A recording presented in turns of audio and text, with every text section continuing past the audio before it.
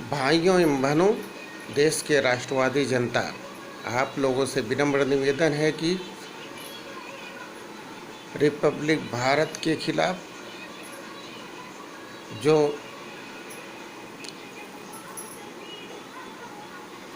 Case किया जा रहा है महाराष्ट्र सरकार में, रिपब्लिक के खिलाफ जो केस किया जा रहा है उसके खिलाफ आवाज़ उठाए। रिपब्लिक भारत सत्य को दिखा रहा है, एक सत्य को उजागर करने के लिए, सत्य बोलने के लिए उसके खिलाफ कार्रवाई की जा रही है। महाराष्ट्र सरकार उसके पीछे पड़ गई है, रिपब्लिक भारत को बंद करना चाहती है और रिपब्लिक भारत के 1000 पत्रकारों के खिलाफ FIR दर्ज किया गया है। अतः आप लोग से विनम्र निवेदन है कि रिपब्लिक भारत के खिलाफ जो षड्यंत्र रचा जा रहा है, इसके लिए एक जन आंदोलन करना तेज करना पड़ेगा। जन आंदोलन और तेज करिए।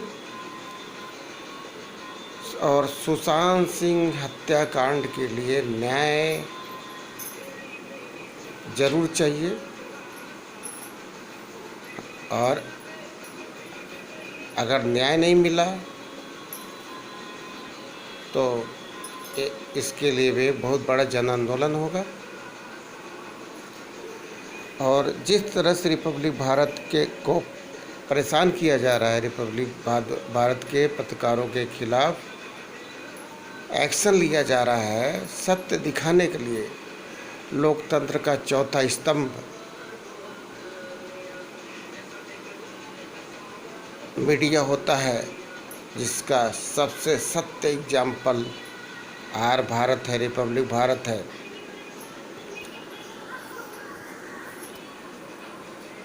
महाराष्ट्र में दिशा सल्यान की हत्या कर दी जा रही है, कर दी जाती है और उसको फिर महाराष्ट्र पुलिस द्वारा सुसाइड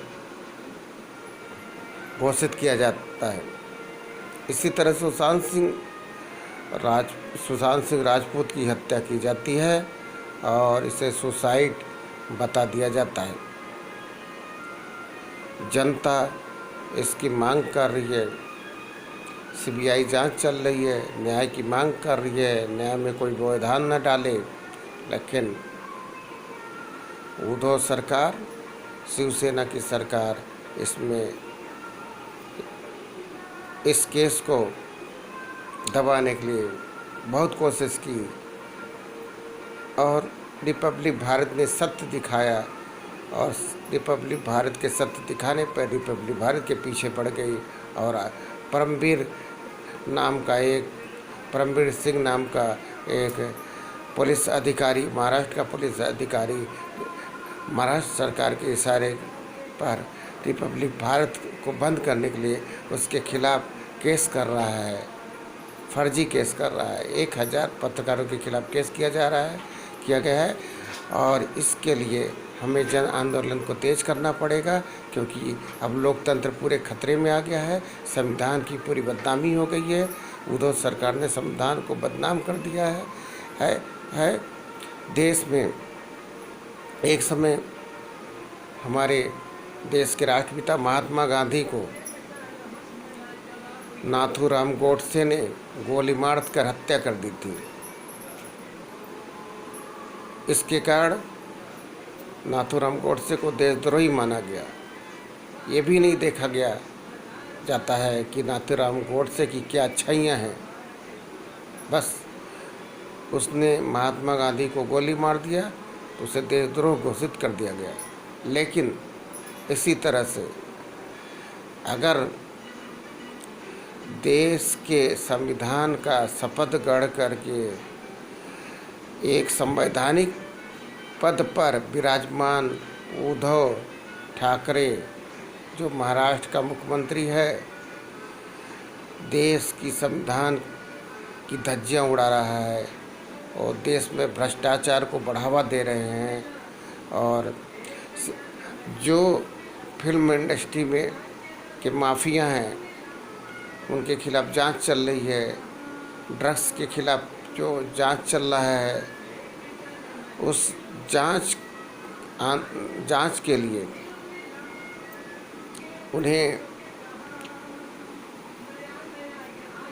अपराधियों को के खिलाफ रिपब्लिक भारत ने जो आवाज़ उठाई रिपब्लिक भारत को दबाने के लिए, वो उद्धव सरकार कोशिश कर रही है, वो सत्य को छिपाना चाहती है, लेकिन लोकतंत्र की हत्या कर रही है। संवैधानिक पद पे रहते हुए भी उसने हत्या केस को सुसाइड केस में बदल दिया। उनके एक इशारे पर दिशा सल्यान की हत्या हुई थी, उसे सुसाइड मान लिया गया था और सुशांत सिंह हत्या के हत्या में को जो सबूत है उसको मिटाया गया। इससे सीबीआई को बहुत सबूत के लिए ढेर सारे पापड़ बेलना पड़ रहा है। अगर ये सरकार सीधे इसमें इन्वॉल्व है तो उसे देशद्रोही मानना चाहिए।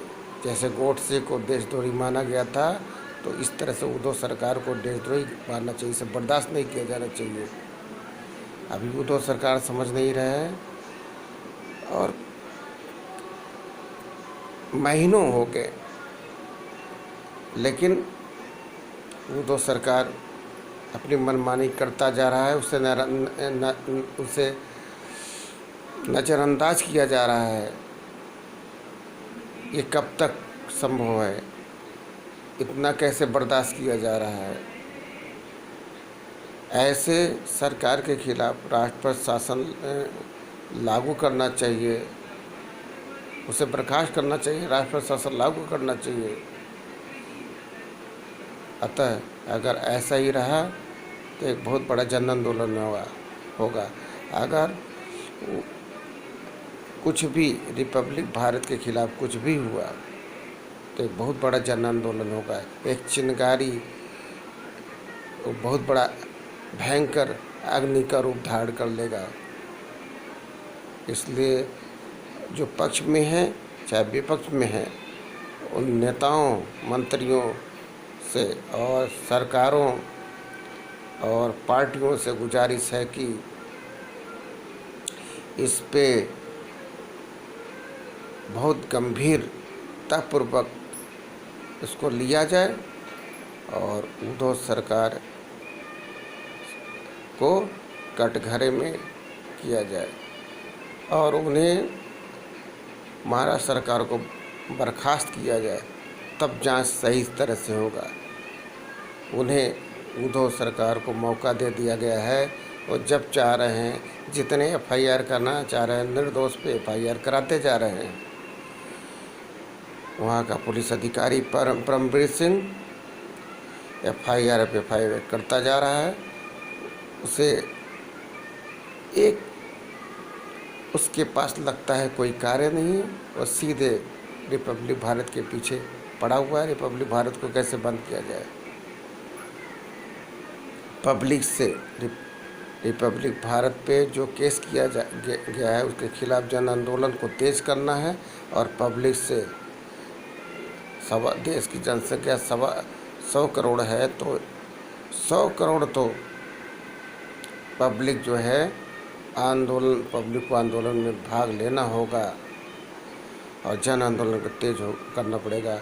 और हम अगर सोशल मीडिया के माध्यम से जन आंदोलन कर रहे हैं, जगह जगह जन आंदोलन कर रहे हैं, शांतिपूर्वक अहिंसात्मक तरीके से आंदोलन कर रहे हैं, लेकिन अगर इसका कोई अगर इस पे रोक न लगा, इस भ्रष्टाचार के खिलाफ और सत्य को उजागर करने के खिलाफ, जो सत्य को उजागर करने के लिए पत्रकार के खिलाफ जो केस दर्ज किया जा रहा है। उसके लिए बहुत बड़ा जन आंदोलन किया जाएगा। महाराष्ट्र चलो अभियान चालू होगा। देश के हर नागरिक महाराष्ट्र चलेंगे और देखना होगा कि महाराष्ट्र में जेल बनाने के लिए कितना जगह है, और ये भी देखना पड़ेगा कि जेल अगर छोटी हो जाएगी तो क्या मातोश्री में जगह मिलेगा जेल बनाने के लिए उद्धव सरकार को। इसलिए जन आंदोलन बहुत तेज करना पड़ेगा और पूरे भ्रष्टाचारियों को हिला देना है जो सरकार में बैठे हुए हैं, महाराष्ट्र सरकार में बैठे हुए हैं। इसी तरह से बम्बई बम कांड हुआ था, जिसमें बम्बई बम कांड होने के बाद पुलिस जांच कर रही थी। फिर क्या हुआ, बम कांड में जांच करने के लिए कुछ अधिकारियों को पुरस्कार भी दिया गया होगा, लेकिन क्या हुआ कि अगर वहाँ की पुलिस अगर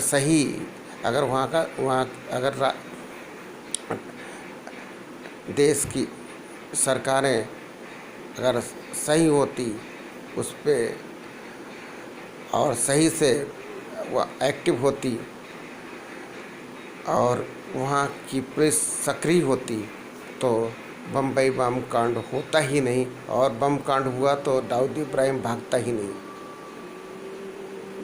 इसलिए दाऊद इब्राहिम को भगाया गया, उसमें कोई सफलता नहीं है। जब बम्बई बम कांड हो गया उसमें ढेर सारे लोग मर गए, तो मरने के बाद जांच का कोई मतलब नहीं है,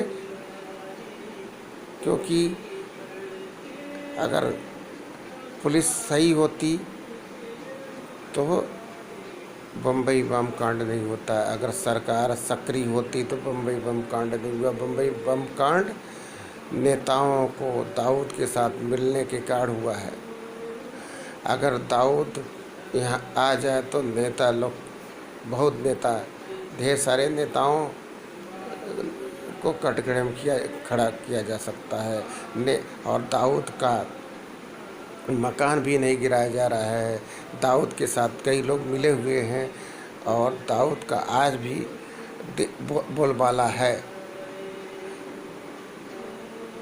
खाते हैं लोग अपने देश का और संविधान का शपथ ग्रहण करते हैं और दाऊद का मदद करते हैं।